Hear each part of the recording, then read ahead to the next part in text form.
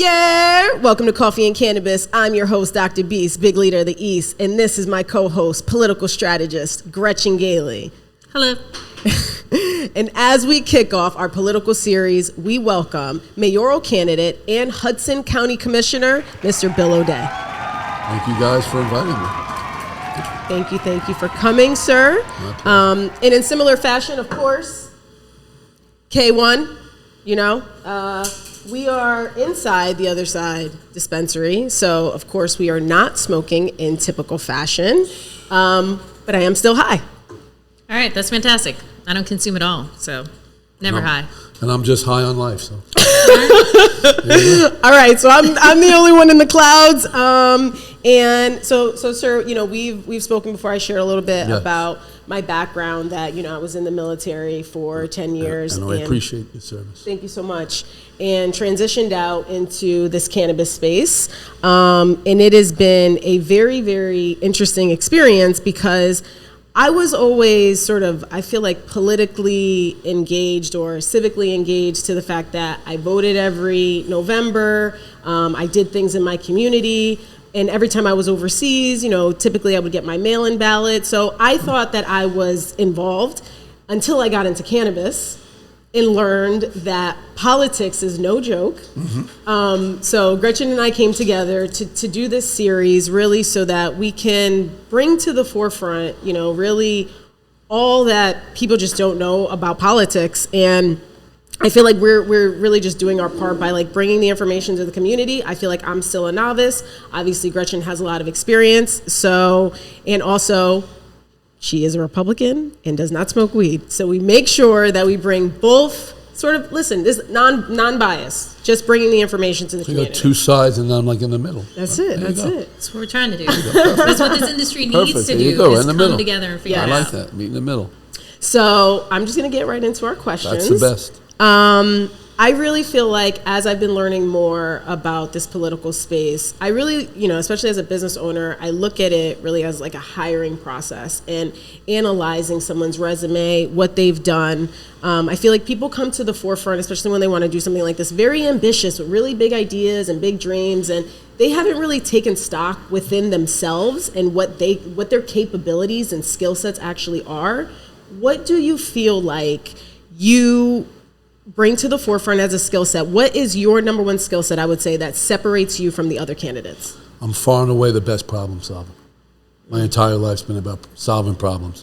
Whether it's showing my 11-year-old grandson how to skip 3 steps and solve a math problem sooner, or whether it was today in my office, someone trying to figure out how a person who was looking to get a pilot on a building they were doing, but owed the city a $3 million UDAG, could pay that back to get the city their money up front and still make the city make sense from an economic perspective.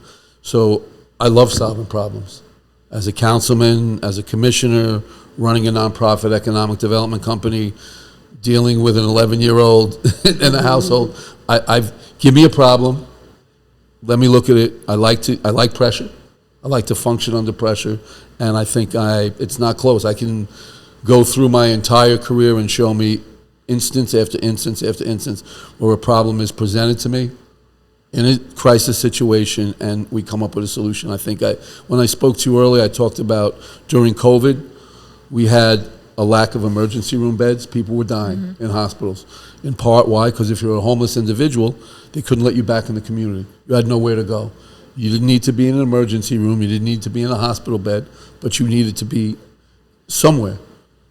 Within 2 or 3 weeks, we were able to put together a step-down unit across from one of the hospitals, brought in Alliance, a qualified federal health center, put 100 beds in there, freed up 100 emergency room beds in our local hospitals. Just one example. Second example of problem solving, City of Jersey City creates a warming center during the winter, again, with the homeless population. Nowhere to go. It's a success. 150 people a day in it. And then all of a sudden the city says we have to shut it down. Why? Because that same building, which was Pershing Field Ice Rink, people were complaining because now they couldn't do their exercise, yoga classes because individuals had been there and it wasn't cleaned properly, et cetera, et cetera. Riyadh came to me and said, what are we going to do? Took us about 3 weeks. We opened up in the Naval Base in Kearney, created a warming center. What does that warming center do today? Provides mental health services, food stamp assistance, temporary rental assistance, and housing placement, among other services. 2 problems thrown in my lap, short period of time, called on resources, expertise, relationships, and solve the problems. This is me just jumping in here. It seems regardless if you're in Jersey or if you're in DC, if you're in cannabis, real world, common sense solutions that you're talking 100%. about are completely mired in bureaucracy, red tape. People cannot get ahead, especially the cannabis industry. You deal with the state side, the county, Federal. the local municipality, the feds. Yep. Every possible step for there to be some regulatory process to get in the way it does. How would you go about helping to streamline that for local businesses? I think whatever we need to do to eliminate red tape, we need to do. If you got to change laws, you have to change laws. But it starts locally, right? So there are local regulations that create problems. The city decided to have X amount of licenses without, I think, really doing a real analysis, right? Oh, yes. I've seen both extremes. So I've seen examples of cities that are the other extreme. The mayor, and I'm making up, but I'm not that far off. Sure. The mayor's cousin has the only dispensary by accident in the city. Mm-hmm. And then we've got, let there be 48, 50, 60, irregardless of looking as to how doing that and not looking at where they are and how they are and where they're located is going to lead to a high failure rate. Both of those examples don't make sense. There are places that have done better approaches, that have looked at what an area should only be able to support X amount based on population. Right. We didn't do that in Jersey City. And the guy who put his cousin in business in his town that might have 40, 50,000 people should have realized there could probably been 1 or 2 more dispensaries in the town. So you just got to eliminate that, eliminate the red tape, make it simple. Even building inspections are insane. I don't know how long it took you to get through the building department, but that's one of the things, like, I'm going to have somebody in the mayor's office that's going to be available to come whenever somebody has a problem. Because I tell you one thing that bothers me here is that people have to hire expediters. Do you mean Right. specific to the cannabis space, somebody to help? Or all problems? Both cannabis, but also related to building department. Okay. I've known people that are in the cannabis space, and the first thing you got to do is rent the space, right? You can't even do anything till you have a space rented. Absolutely. Full lease. You would have hoped to be in a year, and I know people 2 years, 2.5 years, no income, only expenditure. Everything we can do to expedite the process, support it on the state level. You got to get a local approval, state approval. You got to get a planning board approval. Streamline all of those. If we've identified, and I can't go back in time to correct what's happened, we can figure out how to do best going forward. But if we can identify there would be 20, these are the 20 areas, these are the 20 businesses, now let's get them streamlined. Streamline them through planning, local approval, work with the state approval, get you through the building department, get you open. Because dollars mean everything. And a small business doesn't have the luxury of some national corporation who can carry this location from 50 other locations they have in other places in the country. And that's it. Like, you have someone in the office, you have a building department issue, come and see me. I'll call the building department. It's going to be a busy person. Well, Right. but I'm a busy person, so I don't ever ask anyone to do something that I'm not willing to do myself. And on the average day, I spend dealing. We talked about this a little bit. You know, at what point, as the mayor, can you stop being hands-on on some constituent issues? I hope I get to find out the answer to that question. But that's what you need. But you pay taxes. I want businesses to be successful, right? So you've got to be there. You got to streamline. And once you set the example, and once you let the building department know, or the cannabis office know, or the planning division know, there's no nonsense. We just stuff to get done. There's resistance initially. Don't get me wrong. The first 6 months, there'll be resistance. But when you don't back down as the mayor, when you stand your ground and walk into the building department or the cannabis office and say, why the hell is this thing still sitting here? Why did this application get postponed 3 times, but this application went through? Then I think things will start to get done in a much better way and the red tape will go away. I think one of the biggest challenges is, officials being educated on the process down to the micro level. And I know that, obviously having a lot of things to do, that could be a challenge, but the reality is that when you put forth a process and a policy of how to pursue that process, for example, we just mentioned the real estate. That in itself could have been an issue that was mitigated, because in some cities and municipalities, you can have an LOI, and that will allow you to go to the board to get what you need. In Jersey City, their policy was written where it forced operators to have fully executed leases. Just that difference, just that one piece of that very small piece is so huge, costs people thousands. And when we think about how long the process is, what happens is when you're in a fully executed lease, even if you negotiate some time where you're not paying, if this time frame is extensive that you're waiting, how much rent are you paying? So you just made a logical, sometimes government should think logically. They don't. So I could put a site plan application if I have a contract to purchase. And that contract to purchase could say a condition of the sale is site plan approval by the planning board.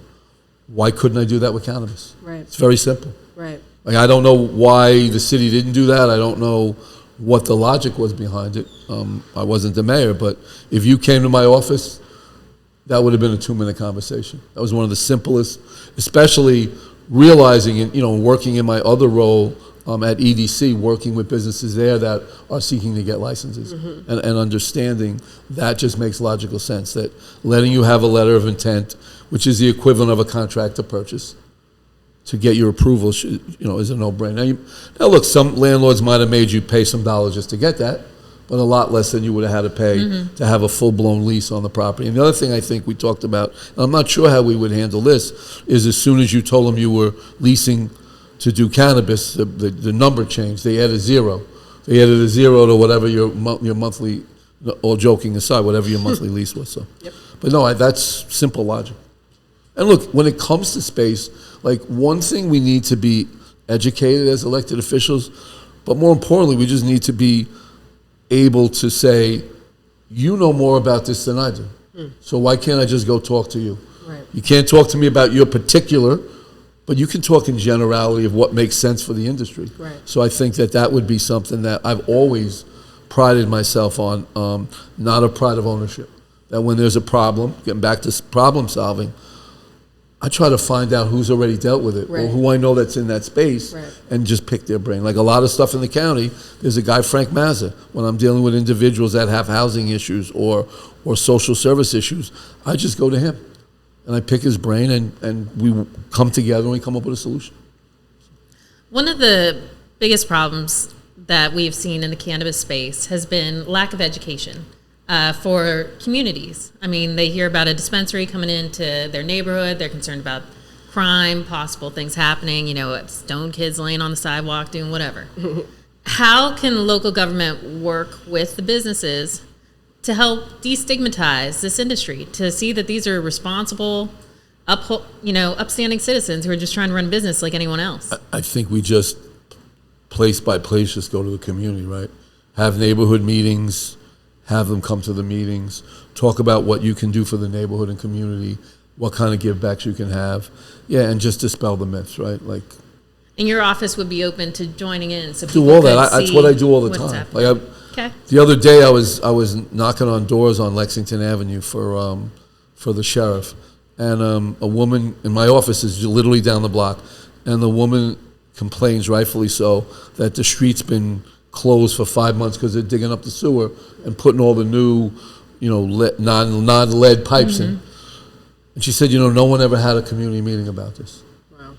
So now we're going to have a community meeting. So I think, in my mind, community meetings are good. There's no downside from them. Even utilizing, things like technology, like Zoom. So if you can't come, follow it on Zoom. You got questions, ask questions. Now, you got to temper it a little. You want to make sure that people from all over the world don't just take advantage and get on Zoom to be Sure. problematic, right? You talked about the yeah. chaos we have in government, but you can solve all those things. But yeah, I love having neighborhood meetings and community meetings.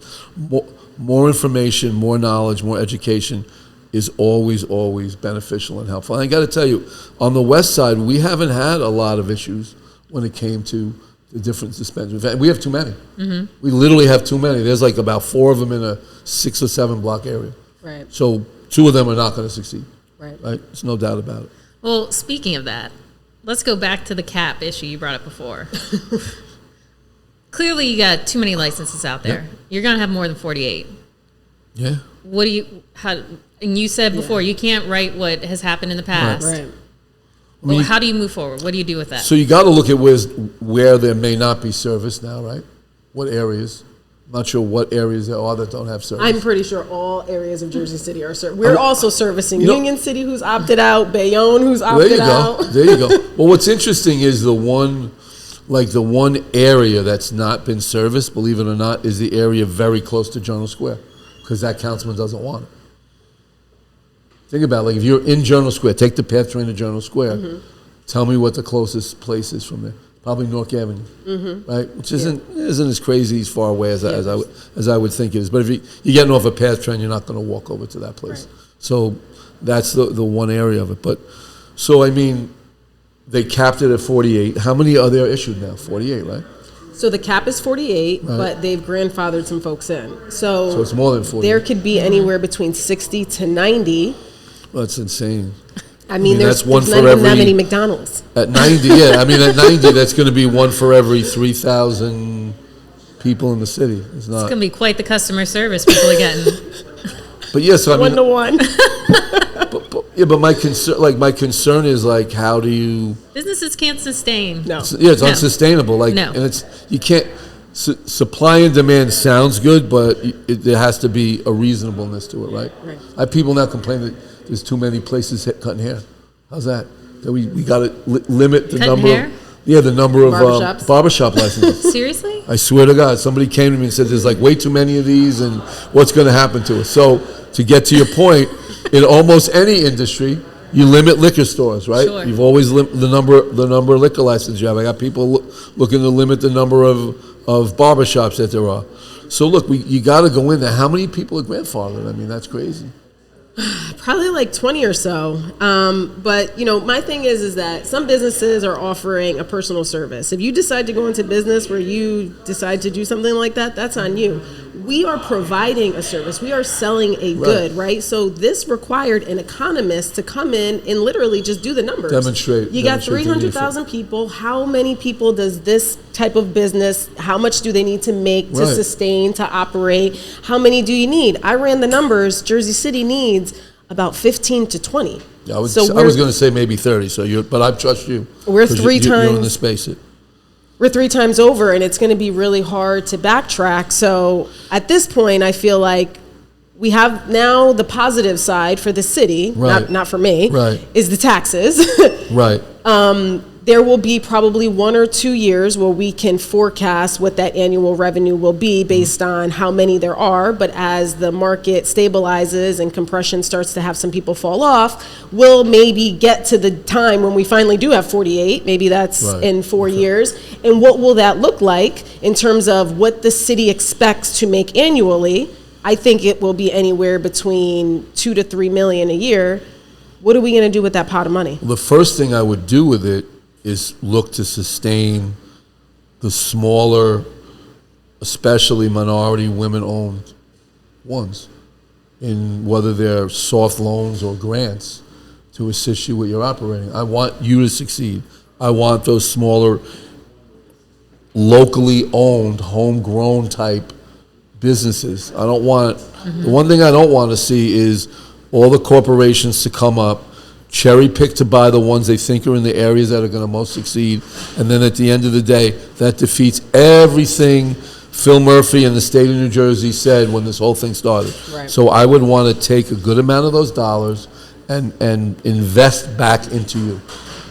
We should have a discussion about what that means. I want it to be patient because you probably can't afford debt. Right. But if I make you successful, I think I can get my money back. Right. For the people. Right. And I've looked at doing those models in other cases. So whether I put it in and I'm kind of a soft investor. So when you're 4 or 5 years and you're making good money, I'm getting my investment back. I'm not looking to get rich off of it. I'm not a real investor. But I've been thinking about that. I'd like to take a good amount of those dollars, especially in the initial years, and put them into businesses like that. The other thing that bothers me is that, like, the EDA has money, but there hasn't been a lot of it coming back here. And I want to, and as you know, when we spoke, I mean, I work with EDA. I run a nonprofit economic development company. We do grants and loans to businesses.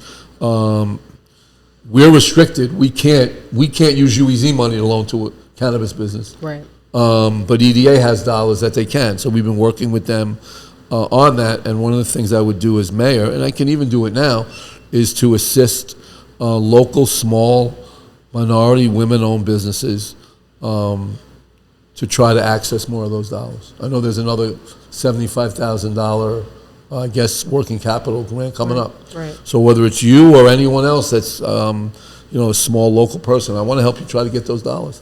I'm willing to go speak at the meeting even before they make the decision and say, hey, how are you going to do this? How are you going to score this? Make sure the scoring is fair. Right. So you can't let this stuff be political.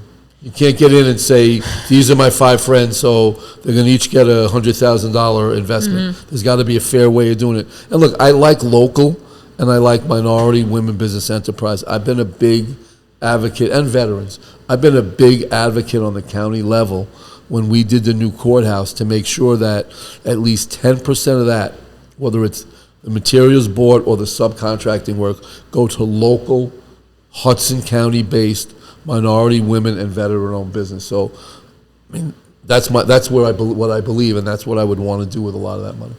I'm really proud to hear of that level of advocacy because I'll tell you that round you asked me about it, and I had to really sit and process it because it's been something that's been a pain point for me. Sure. Like, this is, yes, I want to bring this information, but also I've been experiencing a lived experience that's very trauma ridden, right? Yeah. A lot of red tape. I've put up my life savings. I left the military. It's cost me a lot. And you look towards the state to support. Absolutely. They had 2 rounds of grants, about 250, then 150, and you apply. You feel like you're an excellent candidate, right? I have you high check education, every box. check all You the check boxes, every box, right? And then you don't get it. So when it comes to public trust and just, trust of government entities, it's like, well, am I going to, throw my hat in the ring for a 3rd time? Am I going to make myself feel like a fool again? I don't trust it now. And I really feel like, honestly, until hearing you say that right now, I probably wouldn't have wanted to apply because you just get so frustrated. And it's like, then they give it to out-of-state operators and it makes you scratch your head because it's like, why would you not want to bolster the operators here in this state? But you know what, before it gets out fully, we should get a number of business owners like you to talk at the next EDA board meeting and just put all that on the record. That for this grant, exclude out of state and set aside a portion of the dollars for local minority women veteran-owned businesses. Because EDA EDA's generally been good in a lot of stuff. I've got a lot of criticism from people about them as it relates to some of the cannabis funding decisions. But it's simple. Before the applications come in, they always have a comment period. You're allowed to comment online. That's nice. But sign up for the meeting. We should talk about that. Sign up for the meeting. Get 20 businesses just to go on there and say, hey, I'm a small business. Tell the story. It took me 2 years, all my life savings, and I'm sucking wind. And I can barely pay a bill. I need a $75,000 grant to carry me through the next year when hopefully business will go better. Some of the regs will ease so I can better market and promote what I'm doing. But it's kind of a lifeline. So I would suggest we do that first. Find out when the next CDA board meeting is, and let's get 15 or 20. I can get a couple of other Jersey City ones. I can get a couple of other. And look, if we need to be creative, and we're like, all right, I don't want you to speak because now they're going to find a way to, because you're suspicious, and I appreciate that. Now they're going to find a way not to score it. We should talk about that, but it's got to get put on the record. Yeah. One thing I like about Tim Sullivan, EDA, he responds to the community. But if the community kind of just goes, oh, everything's going to be fine, then I think it doesn't play out the right way. Right. So. In regards to what y'all are talking about right there, could you see yourself, local government, advocating on behalf of this industry to beyond state lawmakers, to federal lawmakers, to going to Cory Booker and to Kim and saying, hey, my city needs this. We need you guys to push for simple things like safe banking, so 280E relief. Right. Simple things like fixing the IRS tax code that would help alleviate a lot of the burdens on these businesses. And that would help propel the New Jersey market forward. If they could make small fixes, at least at the federal level. Could you see that happening? 100%. Whether it's Cory, whether it's Andy, whether it's local Congress people, Menendez, McIver, both who I think would be very strong of it. Yes, I would definitely do that, but I feel that's one piece we have not seen yet is the local municipalities stepping up and telling the states. Well, it's our dollars, right? Yeah. If regulatory changes, like the stuff with the banking and the IRS occur, and that allows the businesses to be more successful, then that generates more income for the city, for me as the mayor, and why I still committed to doing first and foremost investments, I'm going to call it, into my local businesses. I'll still have other dollars to do other things, whether it's other programs, whether it's social service programs, whether it's health programs. So, yeah, that's a no-brainer, but let's be realistic. It's going to be easy to get those people on board. You believe it's easy to get those people on board? To get Booker, Kim. Well, Booker's always sort of been on board. board. To get Booker, Kim, Menendez, and McIver, yes. The problem is we got to get the people that are here, right? Right. So this is never going to be for it. Just using right and left. This is going to be for it. And then there's this. And then this seems, in the last few years, you can't be here.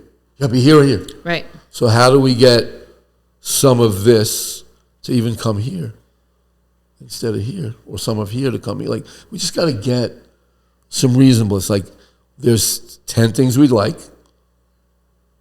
but we'll settle for 3 today.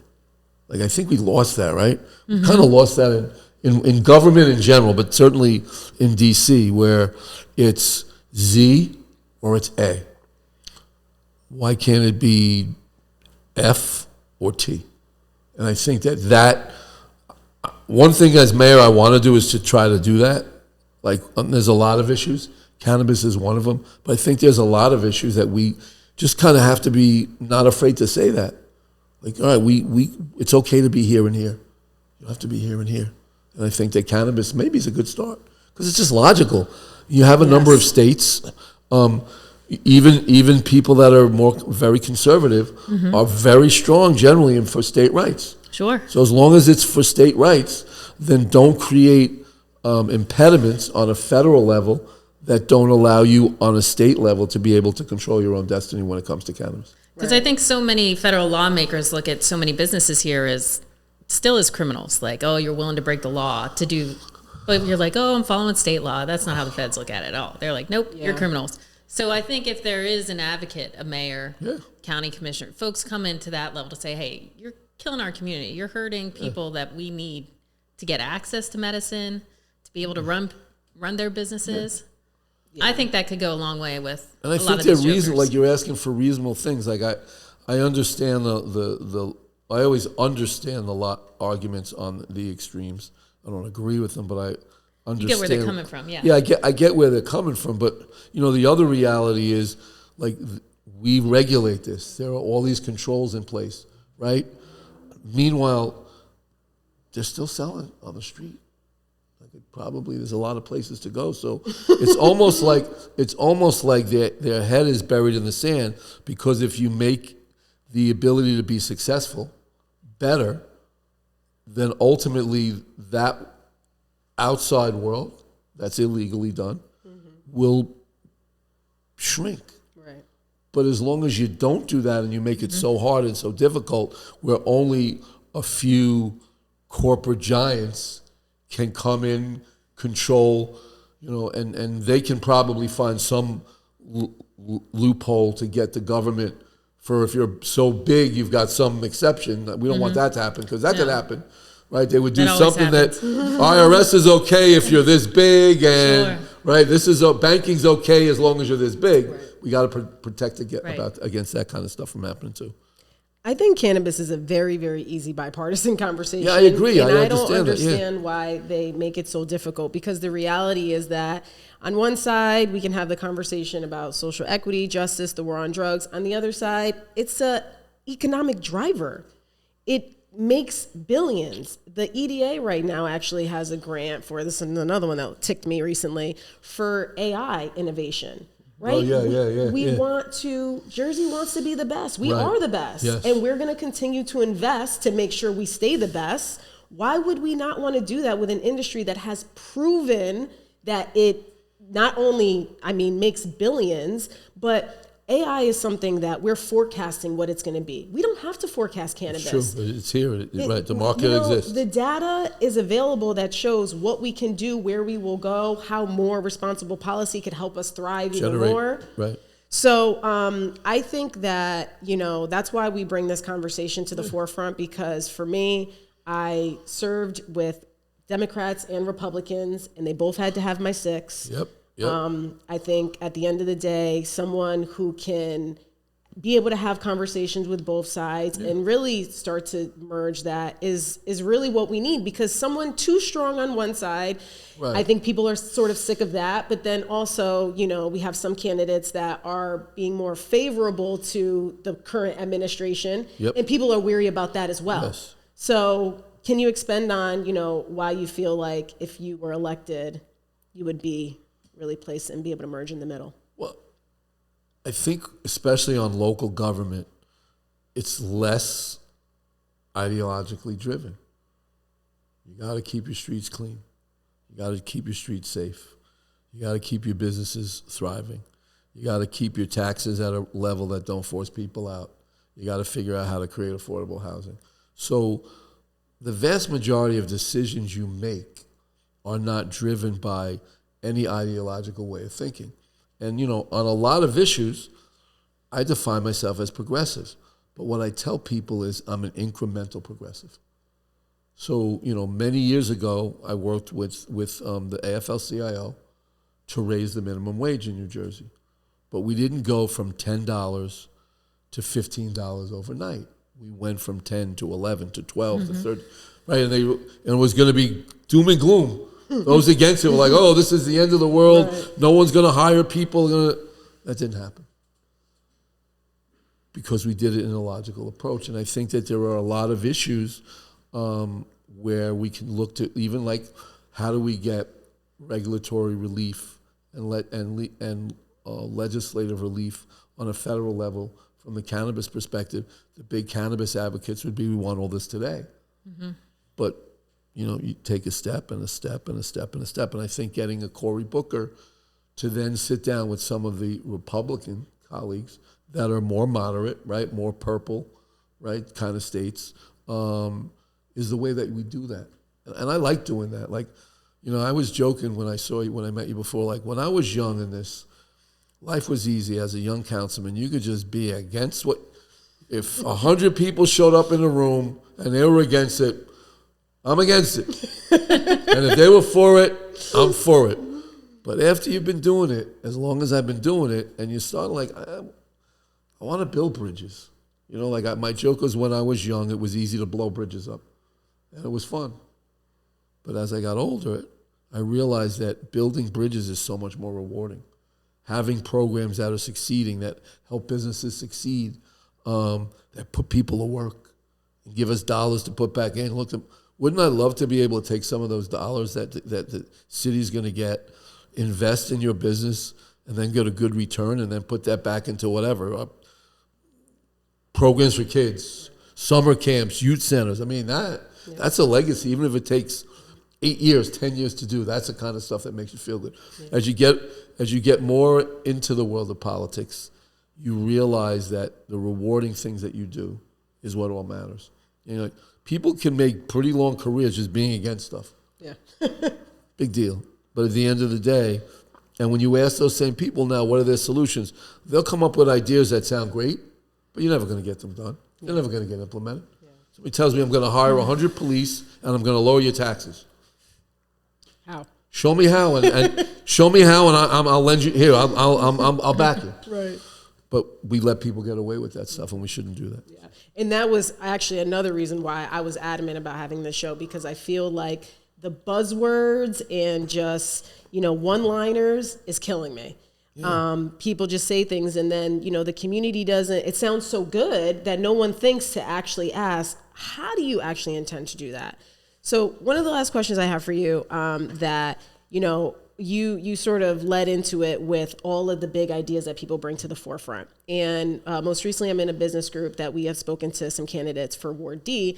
And what I was analyzing is they just all came to the forefront with all their implementations, right? I want to innovate this and implement this and put this initiative together. And as a business owner, I just kept hearing cha-ching, cha-ching, cha-ching, because in the back of my mind, I'm saying, Jersey City has $27 million in debt.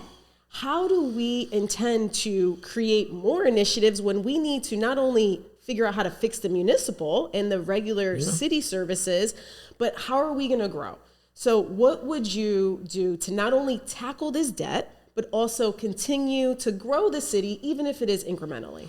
So tackling debt, you got to walk in, and government runs budgets from year to year. When I was talking earlier about how a city, somebody owes a $3 million UDAG and they never paid the city back.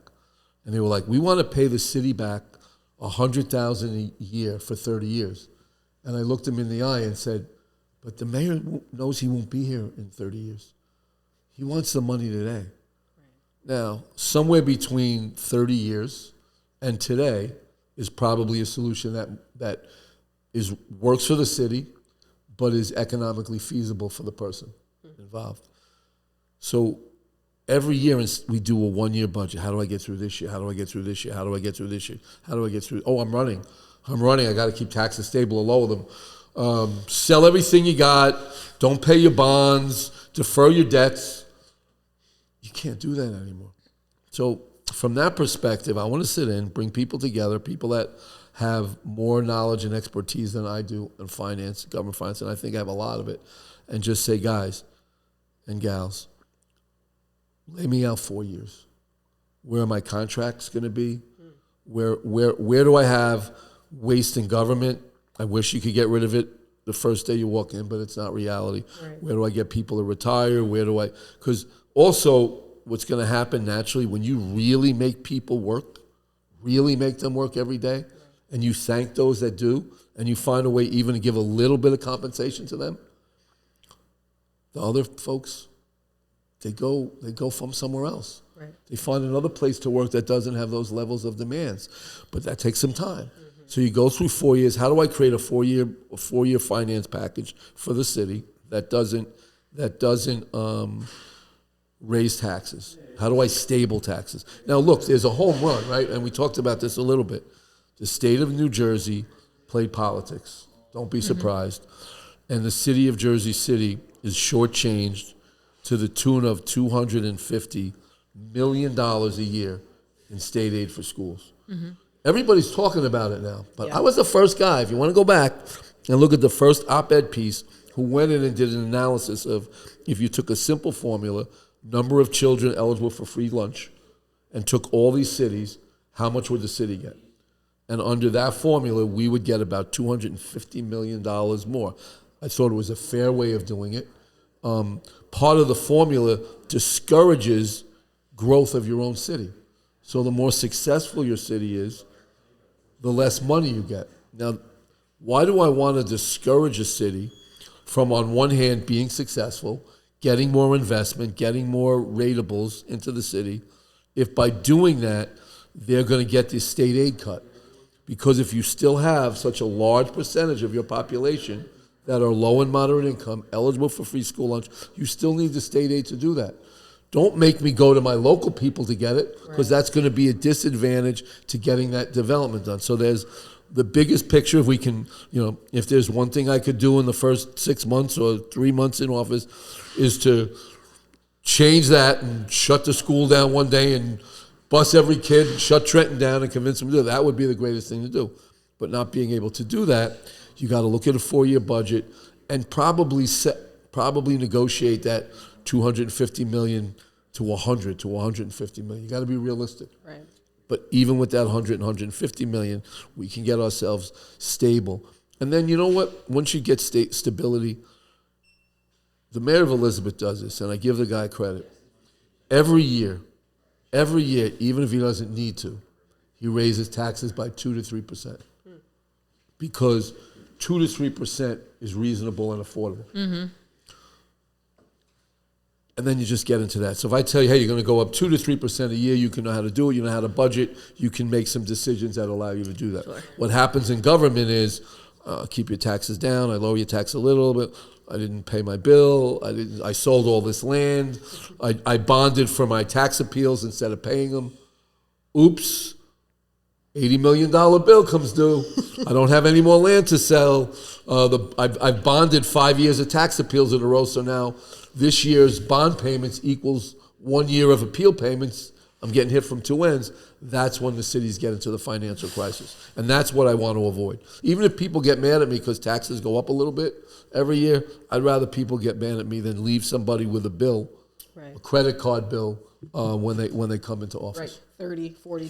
30%, which is crazy. No one can deal with that, and no one can tolerate that. So that's how I would handle that. And I think on the investment side, look, coming from someone who's run an nonprofit economic development, who's worked on projects that have created over 800 units of affordable housing, as well as working, hands-on in putting the financing together for the Jersey Gardens Mall in Elizabeth and other projects, I know how to do that. I know how to sit down with potential developers and builders and go, all right, what project would you like to do? All right, here's how I think we can put some affordable housing in it. And you say that you need this much from the city. Well, let's see what I can get from the state first. I think nobody's going to be better at knowing how to maximize state incentives, like the Aspire program for residential projects. I've actually been helping a couple of the developers in Jersey City, and even got the Aspire legislation amended to help some of the projects in Jersey City. There's one on 703 North Avenue, Bayfront down on the west side of town. So just that stuff, I think I would also be able to go to the state and tweak incentives on a state level that would get more investment encouraged here. And I'm sorry, I got to ask you a question. So I hear what you're saying, but you don't think a former governor who wants to be mayor could also understand where the money's coming from in the state? He does that, but he doesn't understand economic development. Okay. He doesn't understand development. He doesn't know how to pencil a development project. I do. When he was governor, this is how much affordable housing he did. 0. When he was the mayor of Woodbridge, this is how much affordable housing he did. 0. So we desperately need affordable housing. Right. So I don't even think he would have any desire to want to do any of those things, despite him doing a mailing that says he's going to create, 1,000 units. And then that's not enough, 1,500 units.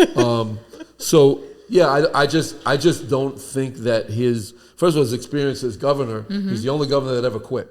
In this history of the state of New Jersey, the only guy that ever quit.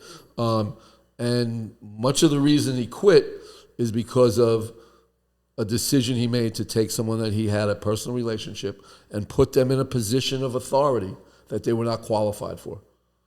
You got to look at him from that perspective. He doesn't talk much about his governorship. He talks about being the mayor of Woodbridge. So, and over the last 20 years, his interaction with agencies like the New Jersey EDA, the New Jersey Department of Community Affairs, and HMFA that does the housing, is this much compared to my that much. So I think more recent history is a much more better judge of the ability to do it from day one. He's a good cheerleader. He's a good cheerleader. He's a good talker. Okay. I'm a guy that sits in a room, gets people in a room, and then figures out, all right, this is the game plan, and this is how we're going to get it done. Whether it's amending, I worked with the mayor of Elizabeth a number of years ago on changing the urban enterprise zone, because for years the state took our money away. We used to get a percentage of it, and the state got a percentage of it. And in doing it, talking about making compromises, cities like Elizabeth and Jersey City are getting slightly less than they would have gotten under the old formula. But it's a lot better than getting zero. So that was a compromise, because Governor Murphy was adamant, and I couldn't disagree with him, on saying that cities that have, higher poverty may not do as much in sales, but they do need UEZ money as much as cities like Jersey City and Elizabeth that have malls and more sales. So compromising to get legislation done, I think, is part of what you need to do. I want to dig into what you said about the really just like the leadership experience, because I feel like that conversation the public doesn't scrutinize enough. And I think Mayor Fulop does this really well on his governor campaign, is he talks about the relative experience.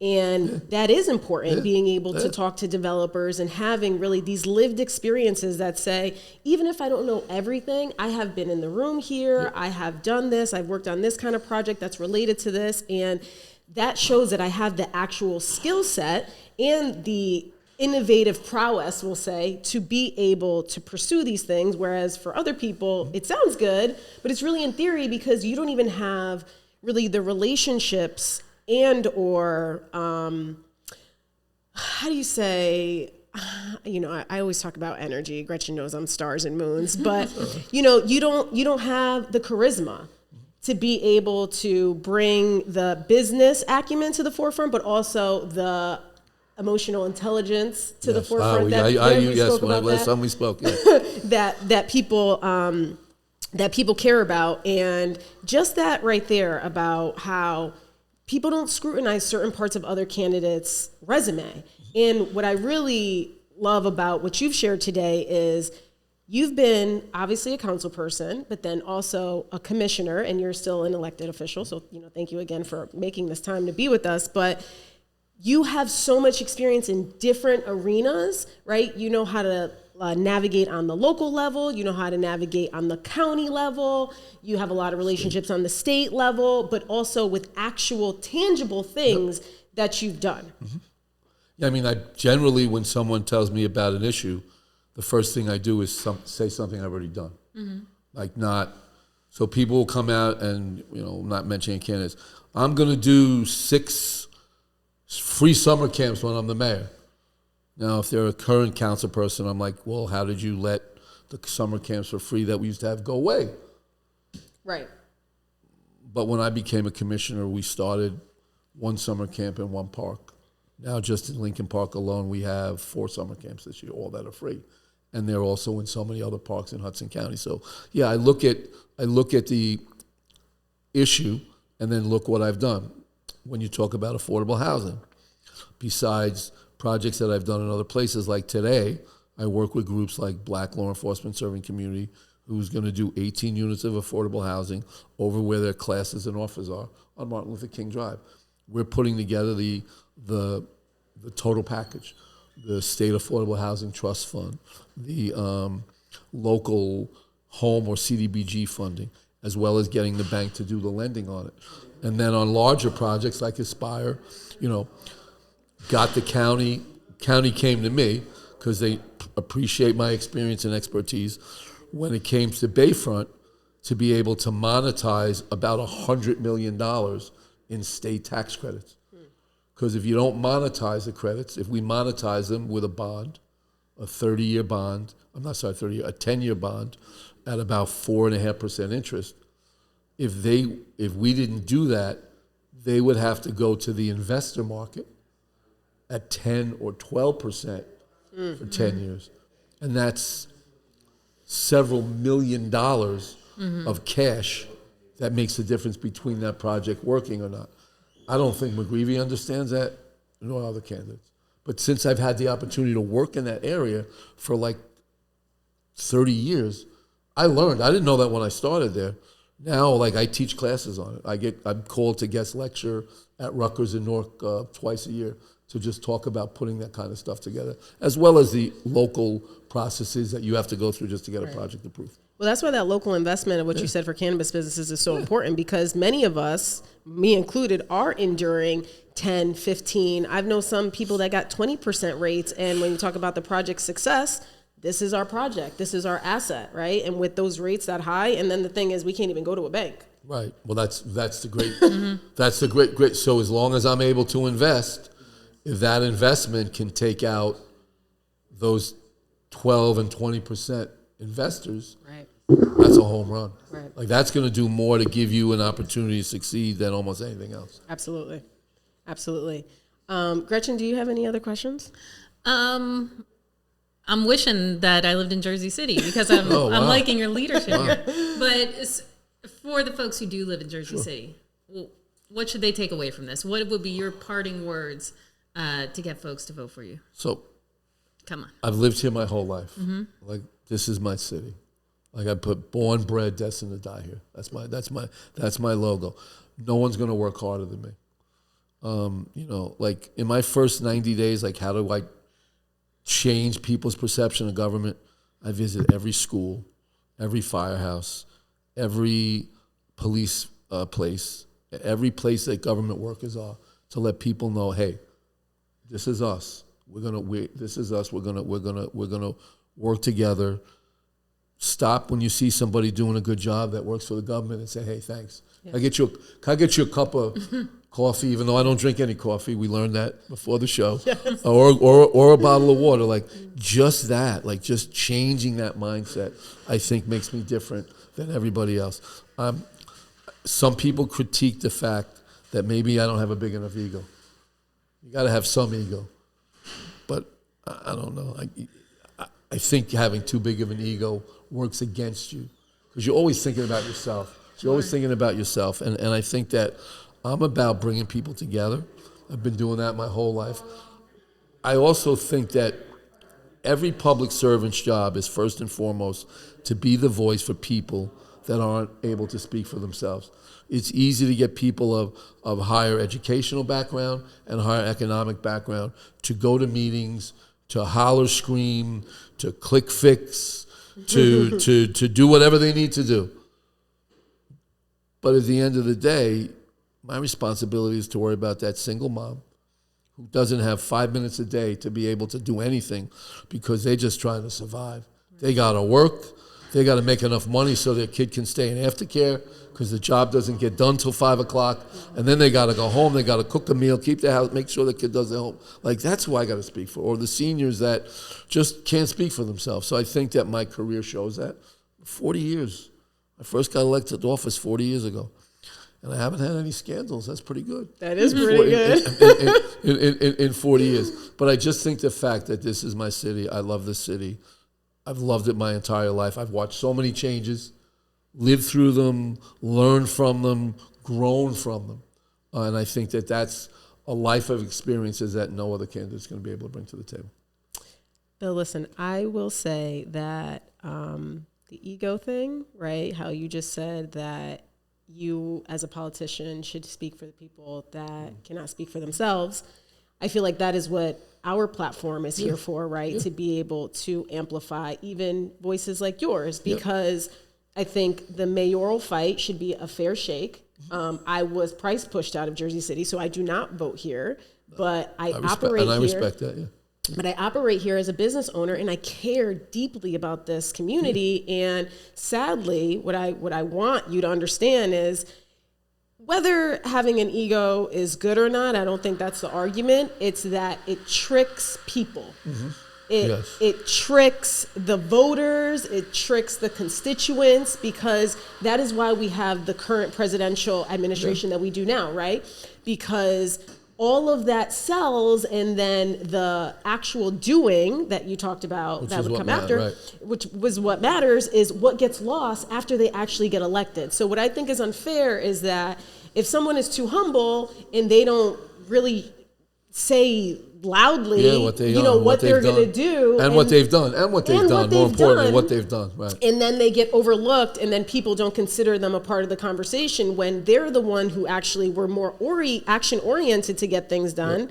Yeah. And the other person maybe was just good digitally, good with social media, got in front of a lot of cameras, or said spends good a lot one-liners. of money and just sends out a lot of ads pieces of mail, just taking my ideas and... Because they're sending them out to everybody. This is literally what I'm starting to hate about politics is that when I look at it, I feel like I think about it like the music industry. Like, when you hear on the radio the song that they play over and over and over, and you're like, I hated that song. Why am I singing the words? No, they got me. Because they put it in your face so much that when you go into the booth, you see the name that's most familiar, and you just think of maybe one or two good things you heard them say, but you don't really know the depth. And then they trick us. They get in, and they do none of that stuff. You can't even see them anymore. Or worse off, they're just running for something else. That's it. And look, the last thing I would just say is this, and I pride myself on this. I've always been a relationship person. I believe in relationships. I understand that sometimes in life, you got to deal with people that are transactional. I simplify it, but I think there are only two kinds of people in the world. There are relationship people, and there are transactional people. I'm a relationship person. I try to surround myself with relationship people.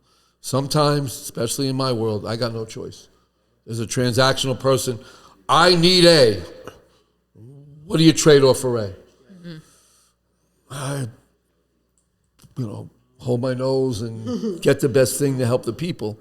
But the best way to lead Jersey City is to be a relationship person, to have a relationship with each and every group, whether it's a group, whatever the group may be in the city, but each just individual people. Like, I love now campaigning, and people have known me and remember me and tell me stories about 40 years ago. And the thing I'm bad at is remembering people's names.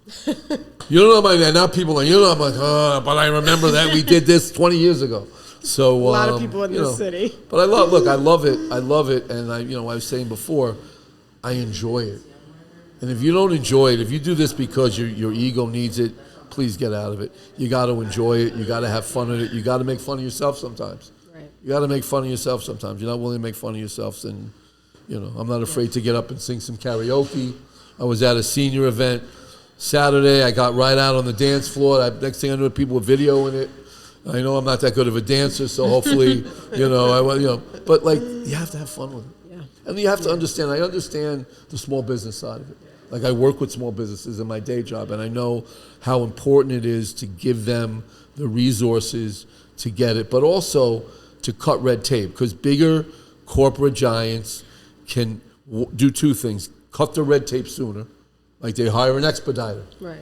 Which you can't afford to hire an expediter. Right. And in my world, nobody should have to have an expediter. Right. But besides that, they have the money to weigh out the getting through the red tape that small businesses wouldn't have. So. Yeah, they have relationships. Well, they do relationships too, right? But see, but I like relationships more with people like you than with the corporate people. Yeah, I don't like hanging with them. You know what I mean? I know some people that have a lot of money that I become good friends with, and I can hang with, and we can have really deep conversations. Yeah. But too many of those corporate people, you can't have deep conversations with.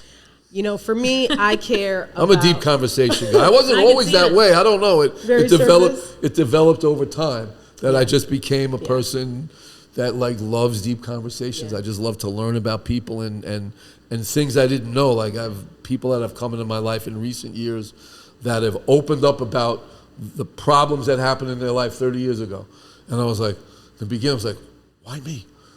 Why are you telling me? I'm this guy with this kind of gruff voice, but now as time goes on, I'm like, all right, and they're like, no, you've got that. What did we say? Emotional intelligence. Yeah. Somebody complimented me a week or two ago. I should have led with that on my skill set. I didn't think of that.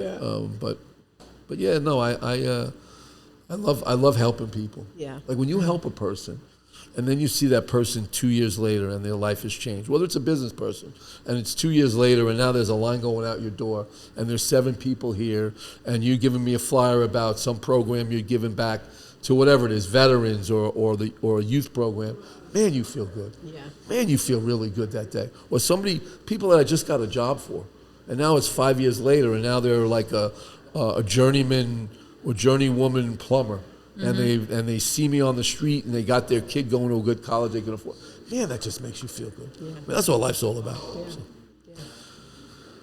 I talked a lot, man. I didn't drink, and I didn't drink any water. I didn't drink any water. No coffee. No coffee. He's not a coffee drinker. Coffee. My coffee's cold, but there you go. It's because I've been talking so much. No, thank you so much for making the time. I appreciate you having me on there, man.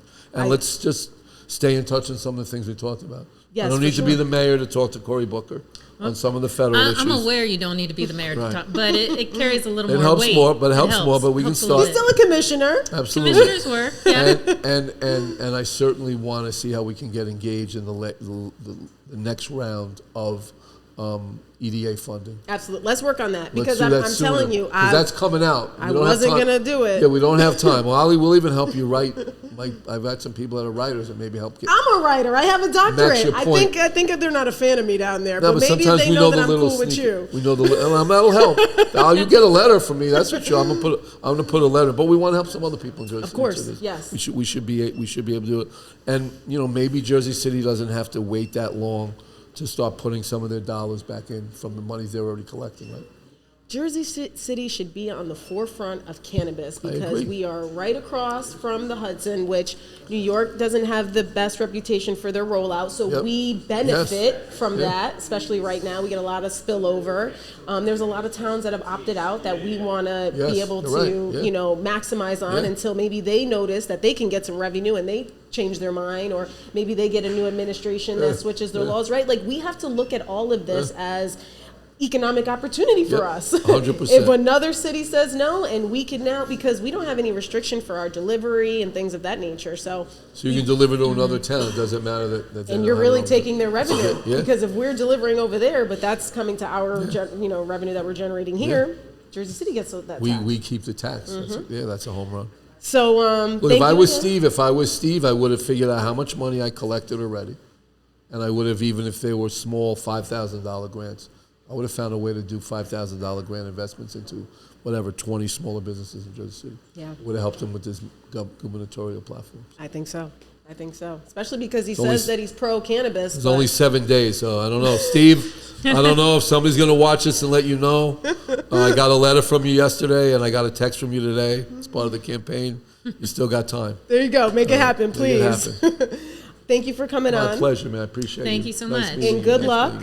And voters, please make sure you go out, you do your research, you ask the tough questions, and you make sure that you make an informed decision. This is not just about the cannabis industry. This is not just about Jersey City, but this is about what does the future of New Jersey look like. We have a really big opportunity with a lot of different elections coming up, mayoral in different cities, governor, assembly. It is time that we get active and we take back what is rightfully ours as the people. Until next time, this is Coffee and Cannabis, our political series, and we'll see you. Peace.